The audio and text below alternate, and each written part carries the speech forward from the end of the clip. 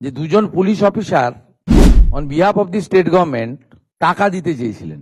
এই তদন্তগুলো করতে গেলে যাদের বিরুদ্ধে অভিযোগ পুলিশ আধিকারিক তাদেরকে সাসপেনশনে রেখে তদন্ত করা উচিত। এবং অভয়া ইনসিডেন্ট আমাদেরকে নাড়িয়ে দিয়েছে গোটা পৃথিবীতে। তিনজন আইপিএস কে সাসপেন্ড করছি। মিস্টার বিনীত গোয়েল, উনি এখন এডিজি রয়েছেন আইবিতে, শ্রীমতী ইন্দিরা মুখার্জি এবং শ্রী অভিষেক গুপ্তা।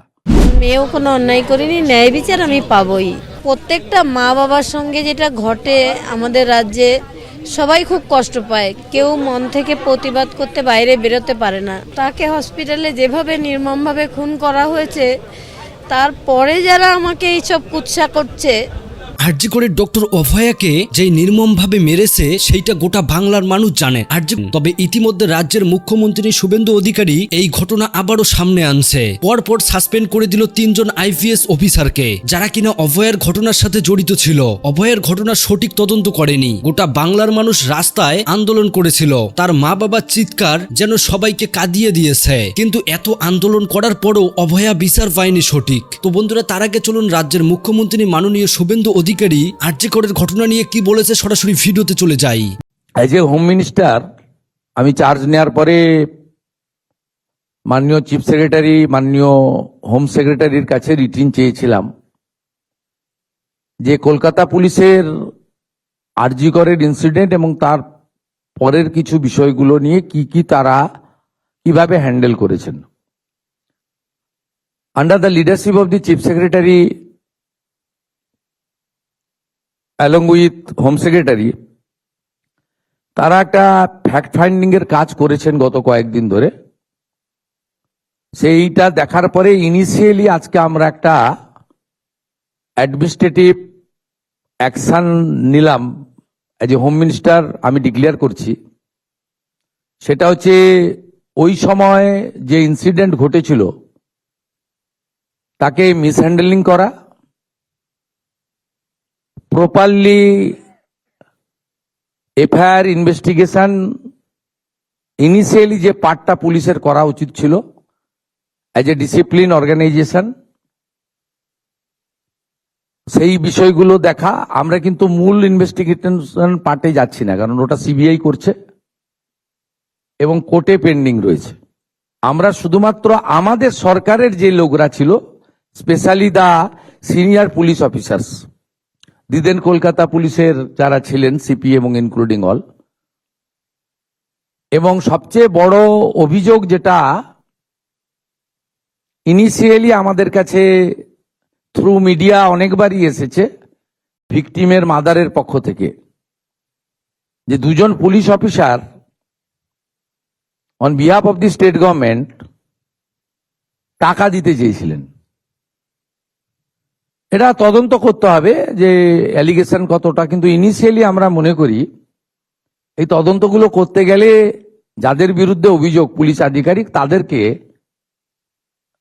সাসপেনশনে রেখে তদন্ত করা উচিত, নইলে তদন্ত কখনো ট্রান্সপারেন্ট হতে পারে না।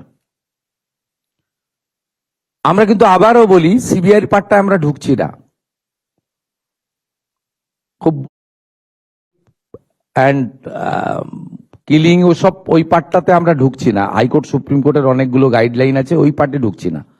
আমরা শুধু সিচুয়েশনটাকে মিসহ্যান্ডেলিং করা, offer financial one type on behalf of the কার পক্ষে নিয়েছেন ওনারা, যখন ইন্টারনাল ফ্যাক্ট ফাইন্ডিং হবে, ডিপার্টমেন্টাল ইনকোয়ারি হবে, তখন ওনাদের যাদের বিরুদ্ধে আমরা আজকে অ্যাকশন নিচ্ছি তার বক্তব্য নেব, এবং ভিকটিম ফ্যামিলি যদি চান তাদের বাড়িতে গিয়েও আমাদের অফিসাররা নিয়ে আসবে, এবং তার পারিপার্শ্বিক যা আছে ফোন কল রেকর্ড,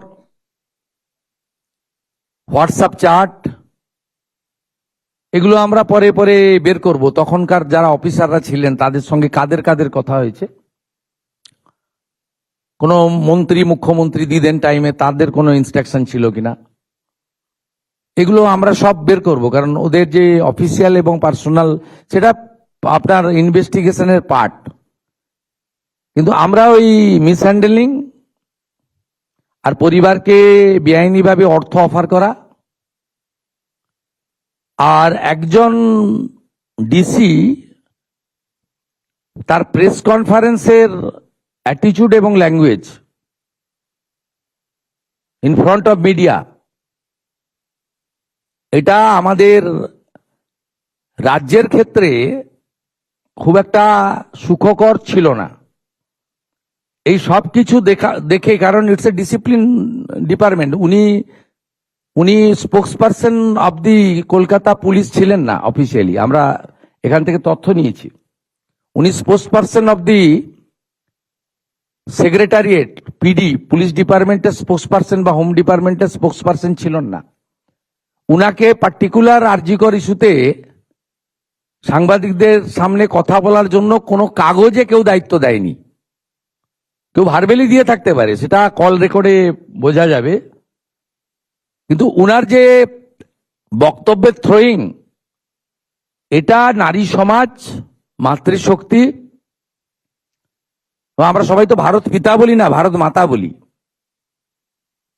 এবং অভয়া ইনসিডেন্ট আমাদেরকে নাড়িয়ে দিয়েছে গোটা পৃথিবীতে, এবং নিশ্চয়ই পশ্চিমবাংলার মান, মর্যাদা, গরিমা সব নষ্ট হয়েছে। ঠিক আছে, আমরা আরো অনেকগুলো মেজার নেব। আমরা আজকে 3 জন আইপিএস কে সাসপেন্ড করছি। মিস্টার বিনীত গোয়েল, উনি এখন এডিজি রয়েছেন আইবিতে, আর আরো 2 জন আইপিএস, শ্রীমতী ইন্দিরা মুখার্জি এবং শ্রী অভিষেক গুপ্তা। এই 3 জনকে আমরা আজকে সাসপেন্ড করলাম, এবং এইচএস এর গাইডেন্সে, সিএস এর গাইডেন্সে HS as per the rules যা আছে ক্যাডার রুল, সেটা মেনে ডিপার্টমেন্টাল ইনকোয়ারি এবং প্রসিডিংস স্টার্ট করবেন, এবং within stipulated time to time সেই রিপোর্ট আসবে। অ্যাজ এ হোম মিনিস্টার আমি চার্জ নেওয়ার পরে মাননীয় চিফ সেক্রেটারি, মাননীয় হোম সেক্রেটারির কাছে রিটিন চেয়েছিলাম যে কলকাতা পুলিশের আরজি করের ইনসিডেন্ট এবং তার পরের কিছু বিষয়গুলো নিয়ে কি তারা কিভাবে হ্যান্ডেল করেছেন। Under the leadership of the chief secretary along with home secretary, তারা একটা ফ্যাক্ট ফাইন্ডিং এর কাজ করেছেন গত কয়েকদিন ধরে। সেইটা দেখার পরে ইনিশিয়ালি আজকে আমরা একটা অ্যাডমিনিস্ট্রেটিভ অ্যাকশন নিলাম। এজ এ হোম মিনিস্টার আমি ডিক্লেয়ার করছি, সেটা হচ্ছে ওই সময় যে ইনসিডেন্ট ঘটেছিল তাকে মিসহ্যান্ডেলিং করা, প্রপারলি এফআইআর ইনভেস্টিগেশন ইনিশিয়ালি যে পার্টটা পুলিশের করা উচিত ছিল অ্যাজ এ ডিসিপ্লিন অর্গানাইজেশন, সেই বিষয়গুলো দেখা। আমরা কিন্তু মূল ইনভেস্টিগেশন পার্টে যাচ্ছি না, কারণ ওটা সিবিআই করছে এবং কোর্টে পেন্ডিং রয়েছে। আমরা শুধুমাত্র আমাদের সরকারের যে লোকরা ছিল, specially the senior police officers, দিদেন কলকাতা পুলিশের যারা ছিলেন সিপি এবং ইনক্লুডিং অল, এবং সবচেয়ে বড় অভিযোগ যেটা ইনিশিয়ালি আমাদের কাছে থ্রু মিডিয়া অনেকবারই এসেছে ভিকটিমের মাদারের পক্ষ থেকে, যে 2 জন পুলিশ অফিসার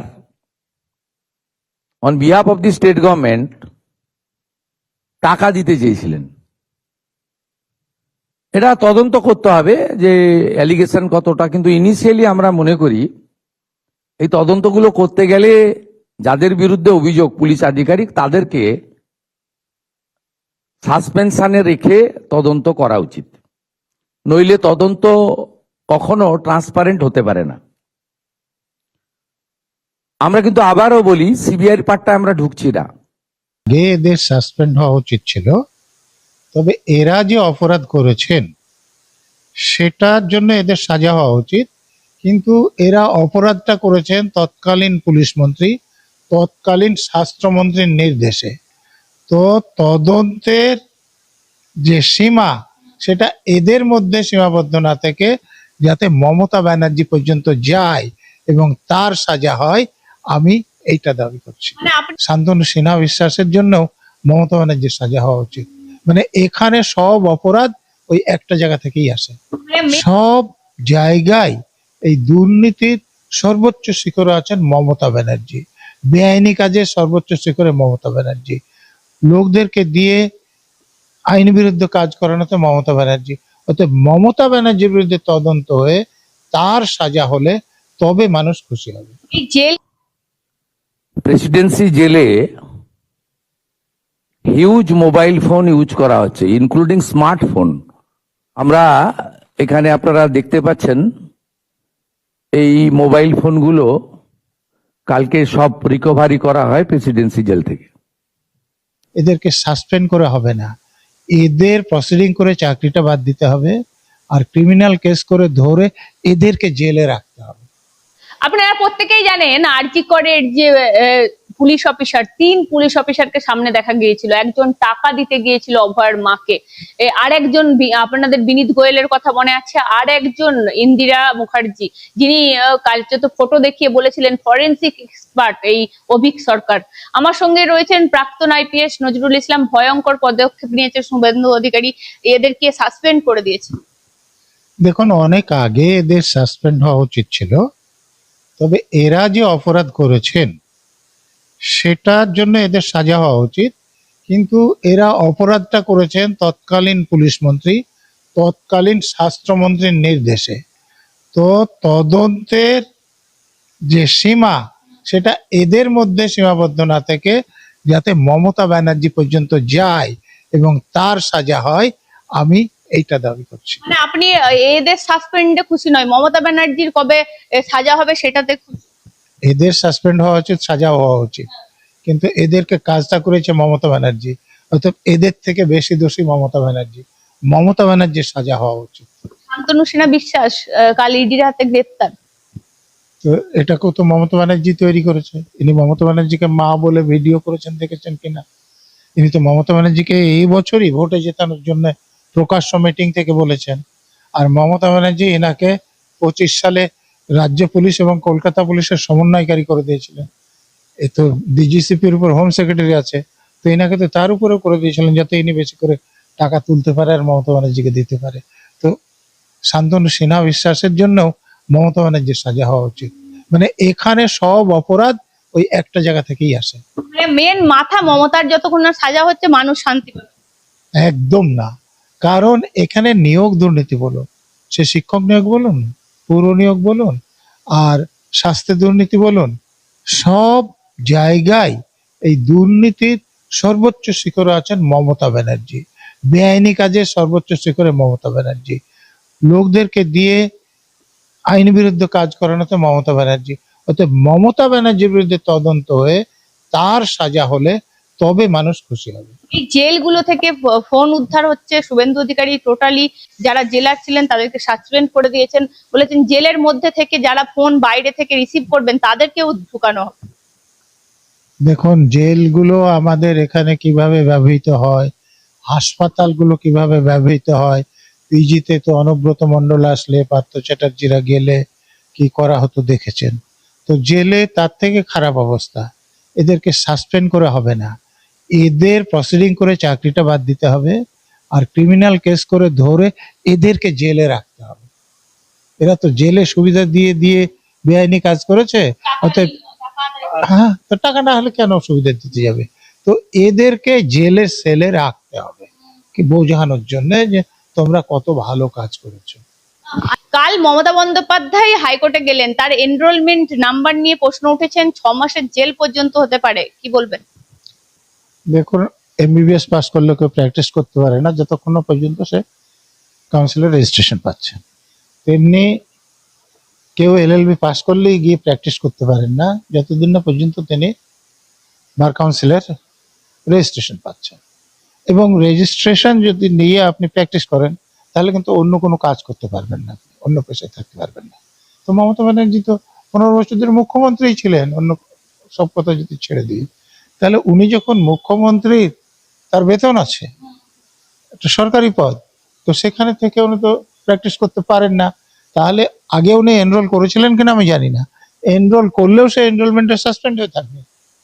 দেখুন, আমাদের একজন আইনজীবী হাইকোর্টের একজন জজ সাহেবের কথা বলেছেন, বিশ্বজিৎ বসু, যে তিনি হাইকোর্টের থেকে রিটায়ার করেছেন, তিনি সুপ্রিম কোর্টে প্র্যাকটিস করতে পারেন, কোনো হাইকোর্টে বা তার নিচের কোনো আদালতে করতে পারবেন না।